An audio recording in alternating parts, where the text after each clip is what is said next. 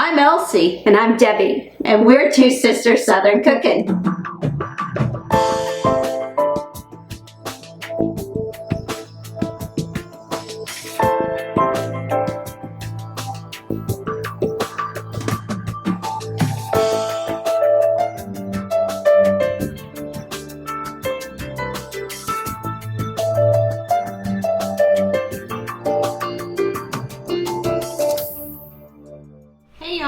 We are going to be pickling some peppers. We have 3 kinds of peppers.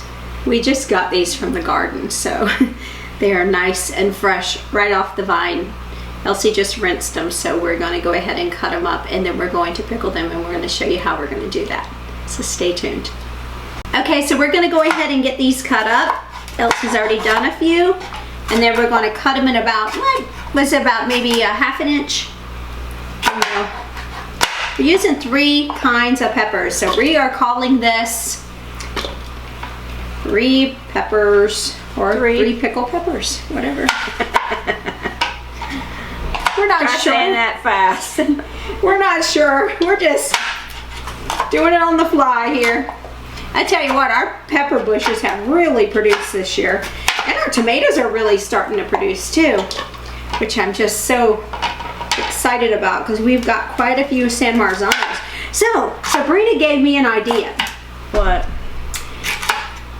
Eggplant Parmesan.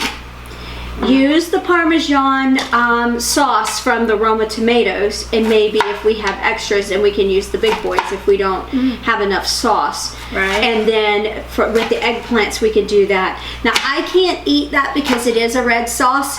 But she said that she made eggplant Parmesan, and that's how she did it. She layered it with noodles, the eggplant, and then she also made it from the tomato sauce. Apparently she and Chris grow a garden. They do. So she was telling me about that, and she said they do a lot of peppers, and they've never done eggplants though. And they do Roma tomatoes, but not the eggplant. So I'm kind of excited. So what do you think about that? How do you feel about that? That sounds good. Okay.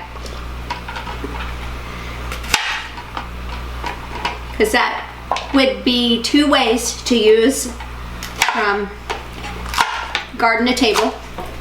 And that would be, we could actually even make our own pasta too if you wanted to. We could do homemade pasta and do the pasta sheets. We have the equipment for it. So maybe we could bring back one of our old recipes of the pasta, make the lasagna noodles, and just make that from scratch, everything from scratch. So I have a question. Do you think that's going to last until July the 8th when I come back? The eggplant? Not the eggplant, the tomatoes. Oh, I don't know. I'll keep an eye out on them and keep pulling. Okay. Yeah, you should see them. We got some teeny tiny ones. We got some normal size ones. So because we've been having problems with beetles and bugs and stuff like that in the garden, I just sprayed it today with neem oil. And you can also mix neem oil with like soap, like dish soap, like Dawn, and water, and spray your plants if you want something a little more natural. Or you can use 7 Dust. I have the spray, the 7 Dust spray as well. And if you want to keep it, so we've been pulling our tomatoes early so the bugs don't get our tomatoes, because there was a few early on that the bugs got into and they ate. So we decided as soon as they looked like they were big enough, even if they were still a little green, we'd pull them. Thank you. It's gonna be easier that way. Yeah. So don't be flicking any kind of pepper juice in your face and getting it in your eyeballs, because that could be hot.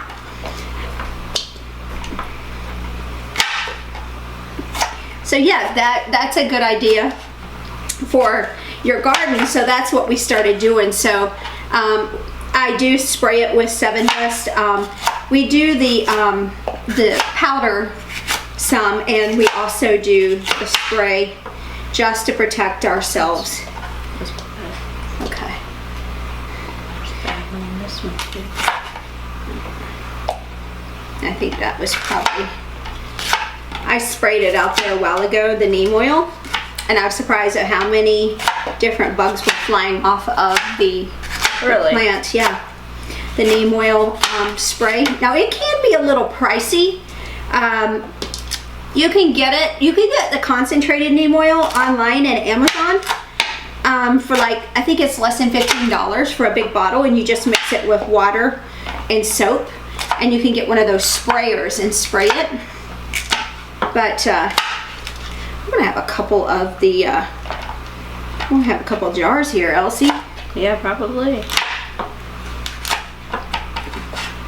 So you can spray it, and you can mix it yourself and just spray it. And I think it's like a tablespoon per, like, I think it's either a gallon or a liter of water, a tablespoon of the soap, and a tablespoon of the neem oil. And that will be your concentration. But I'm telling you, it does make a difference, because when I was living in Virginia, we had a problem with beetles up there, and I sprayed with soap, water, and neem oil together, the mixture, and it was worth it, because it killed the bugs. It got rid of them. They left my plants alone. That was my rose bushes. So, but this is actually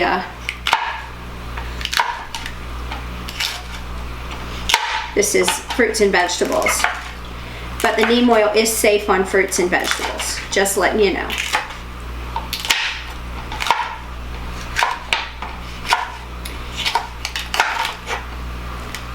So this has pickling salt in it. If you don't have pickling salt in your home, you could either use regular salt, or you can use kosher salt.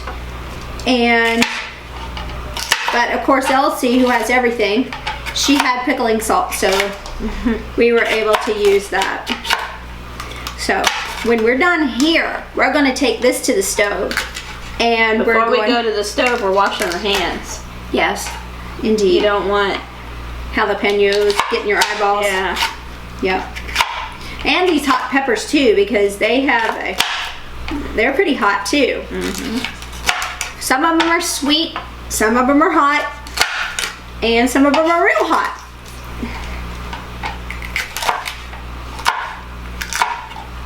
But what's really hot on these is these seeds. So, all right. We're gonna go ahead and go wash our hands first, and then we're gonna take the GoPro to the stove, and we will start the process from there. So come along. All right, we're at the stove, and we're fixing to make our pickling brine, which was water and vinegar, smashed garlic clove, peppercorns, oregano, Basil, pickling salt. And last is honey. And we're going to bring this up to a boil before we put in our peppers. Ooh, that's gonna be so good. I can't wait. This is gonna be so good. Yep. Farm to table. This is how you do it. And we had the metally peppercorns. You can use the black peppercorns if you want, but we didn't. We have actually black peppercorns, but I couldn't get the jar open, so we used the metally. So you just do with what you got. All right, we'll be back, guys. We brought our brine to a rolling boil, and then we added in our peppers, and we were a little surprised because we didn't have enough brine for our peppers. So you will see in this video right now that we were a little lacking in the brine. So we added in double the recipe for the brine with a little extra hint of honey in it, and it just gave it such a well-balanced, rounded flavor. We can do 7 to 8 of the peppers with this recipe that we're going to post in the description box. If you do extra, make sure you double your quantity. Okay, our peppers have pickled here. They come to a rolling boil, and we did it for 2 to 3 minutes at a rolling boil. So I'm going to take my little spider here and start dumping them into the jars. Let me tell you, that's some hot peppers. Yeah, we tasted them. My mouth is still burning. I thought it was a sweet yellow pepper. It was one of those hot ones. That's like Russian roulette. Holy moly. You're not kidding. It is Russian roulette. Lord You don't know have if you're mercy. getting a sweet one or a hot one. True. The key to this is to get your juices and all your liquids to a rolling boil and then put in your peppers, and you let that continue with a rolling boil until your peppers are soft. And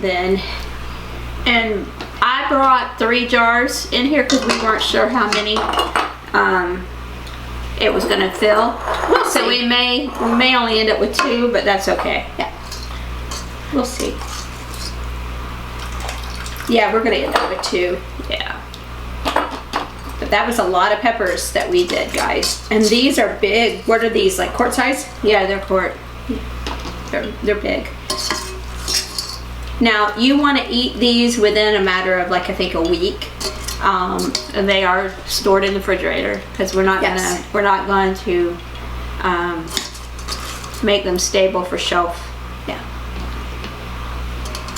Our stepfather, Morris, pickled 8 jars. From our last harvest. And our brother, you know, he has spina bifida, and one of his joys in life is eating pickled peppers. He ate 2 by himself, 2 jars of them. I'm like, good God, that's a lot of peppers. And he was like, well, there's a little bit of heat in there. Yeah, there is. Okay. Not a little bit, a whole lot. And now I'm going to take the brine and just pour it in until you're within a 1/2 inch of the top. Woo. Making messes too.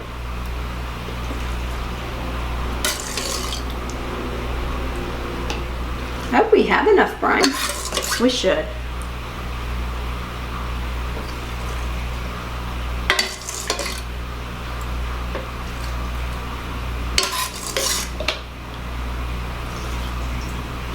Okay. Since that drawer is not as full, Okay. I'll stop there for now. All right. Elsie's playing Russian roulette here. Yeah.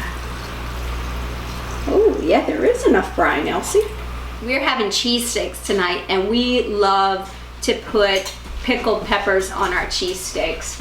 It's kind of like a tradition coming from Florida because Sobek subs, they always had the pepperoncinis, and they always had that nice brine to it. So we're just reminiscing from back in the days and when we were able to get Sobek's or Skibbo's pepperoncinis.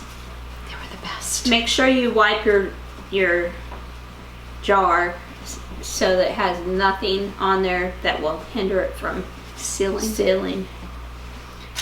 The heat will seal these right now, but they're not shelf stable unless I put them in The hot water. the canner with a hot bath. Elsie does that when she bakes her pickles, because you know Elsie's famous for her pickles. So, All right, all right, guys. we're all set. All right, and we will see you in our next video. Can't wait to try these on our cheesesteaks tonight. Stay tuned.